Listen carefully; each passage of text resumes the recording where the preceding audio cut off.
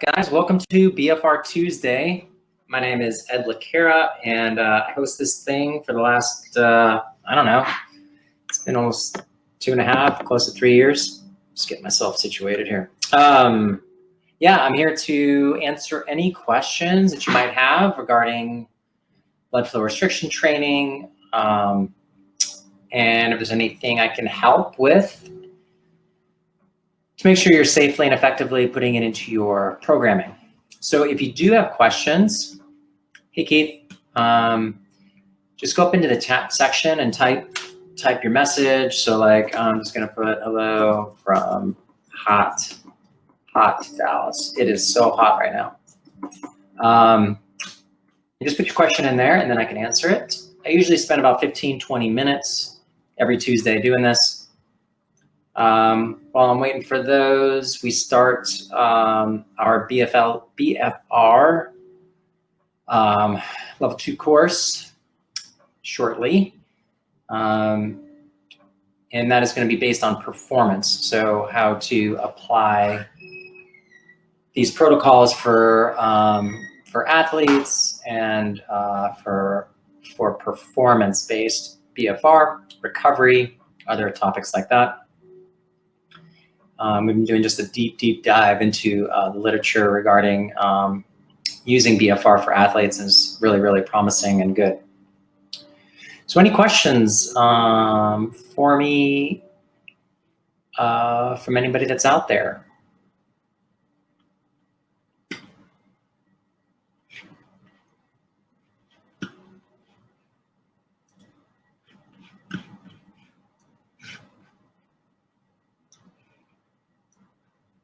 It's quiet today.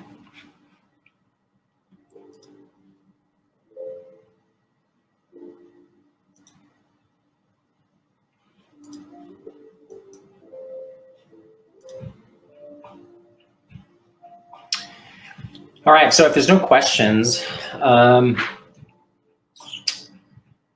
let me put an interesting paper. Let's see.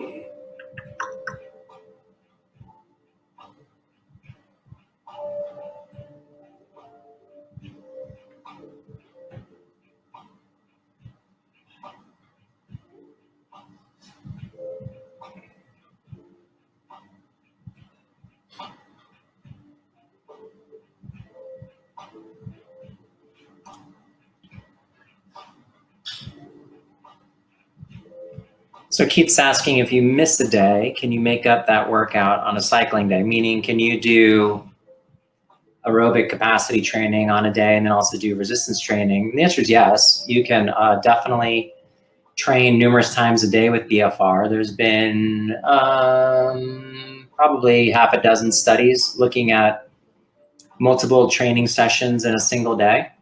And because there's no damage to tissue done, exercise-induced muscle damage, because we are using light loads, you don't need the normal recovery time that you would if you're doing high-intensity training. So a short answer, Keith, is yes, you could preferably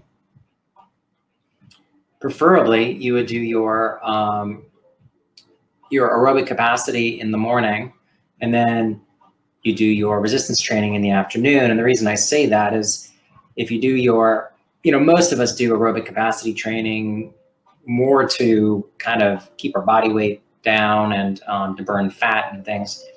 And so if that's what you're looking for, then doing your exercise, especially the cycling protocols on an empty stomach or just with coffee with no calories, will continue to burn fat a little bit more efficiently. And then in the afternoon, after you've eaten and your hormone levels are starting to peak again in the early afternoon, which is typically when most people do, then you can do your resistance training. That would be optimal. If you can't do it optimally like that, then just choose the best time. And I would do the lifting component first, and then I would do the cycling component second, with the thought process that I do the lifting, I utilize a bunch of blood sugar and muscle stored glycogen, and then I go and I finish with my cycling session for 20 minutes And that session should be in more of a fasted state by that time, and you'll burn more calories and fat, primarily, not necessarily calories, but primarily fat. And so that's totally fine. You could also do cycling first if you really, really wanted to. There is some evidence that if you try to combine resistance with aerobic, the benefits either way are not as good, so you want to try to separate them. But that might even be more applicable in large mesocycles, meaning long time durations versus on a single day or a single episode. Any other questions? I'm going to look for this study.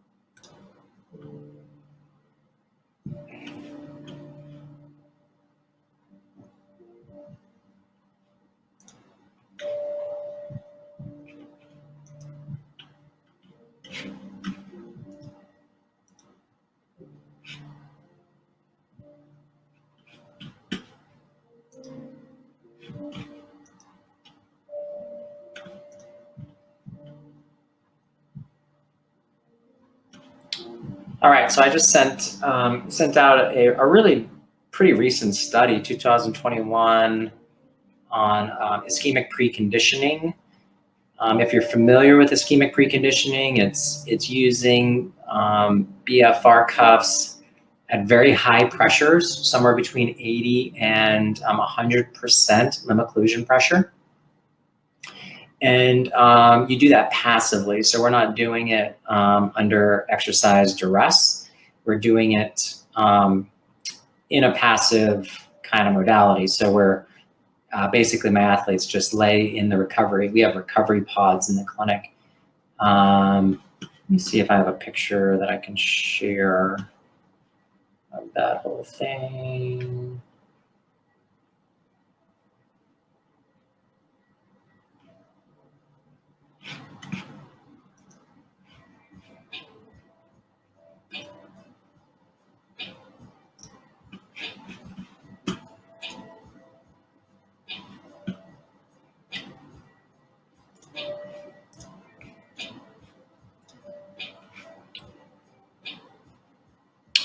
Yeah, so this is Mike. He is the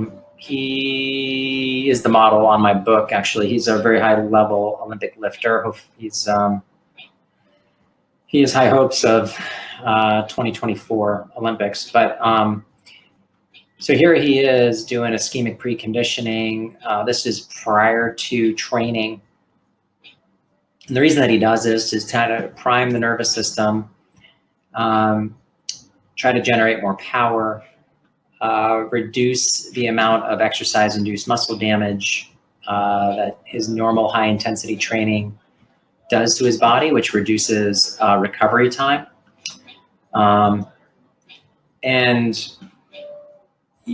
What's very interesting about this Seeley study, if you look at it, is if we do this ischemic preconditioning, which is 4 rounds, 5 minutes of 100% limb occlusion pressure with a 5-minute rest in between. So I have 5 minutes of inflation and then 5 minutes of rest, 5 minutes inflation, 5 minutes of rest, 5 minutes inflation, 5 minutes rest, 5 minutes inflation, and then I deflate. So, we're looking at nearly 40 minutes of passive modality.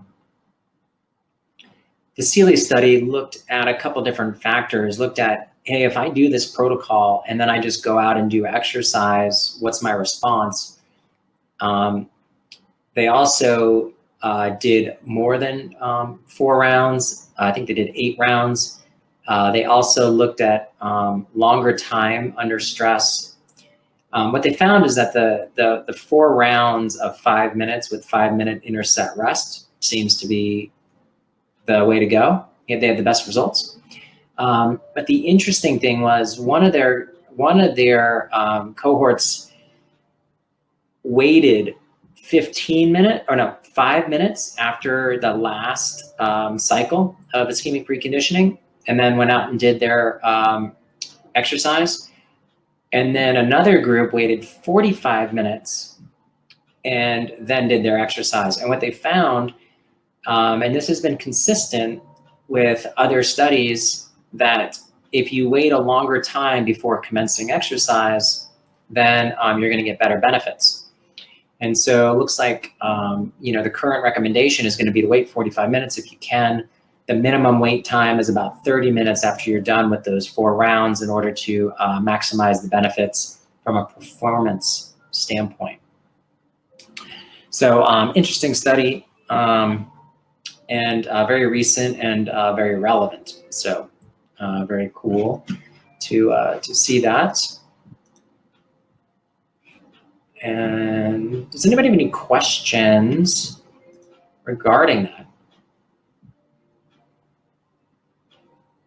Do you change resistance when you do 30, 15, 15, 15? It seems like it is easy to perform 15 repetitions with the 30 repetition resistance. So do I change the resistance within that workout? Meaning, like, if it's too light, will I bump up the weight? The answer would be yes. Because a lot of times I'm using this mostly for rehab. So if I'm doing the rehab and I'm guessing the weight, because I don't have a 1 rep max on my rehab people, I will guess what I think is going to be a good weight. And if 30 repetitions is way too easy, or they get to that first set of 15 and it's too easy, then I'll bump up the weight a little bit. And then I will write down what that last starting weight is. So the next time I will bump them up to make sure that they are getting fatigue factor and they're getting close to failure. If you have the cuffs on correctly, then the 15 shouldn't be easy on that 30 repetition, and you're not taking a long break in your set. So it should only be a 30-second rest. So you're accumulating metabolites, and then you're starting that second set, within like 30 seconds, and you're keeping the cuffs inflated the whole time.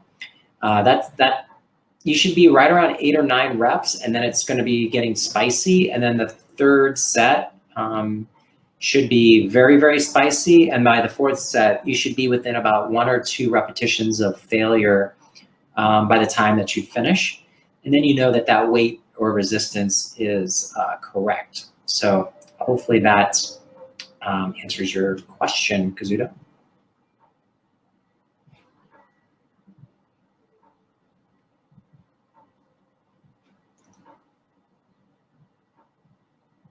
All right, any other questions for me today?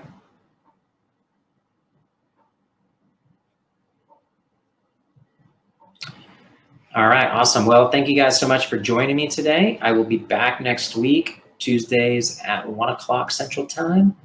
If I see you tonight, I hope to. Otherwise, I will see you next week. Thanks so much.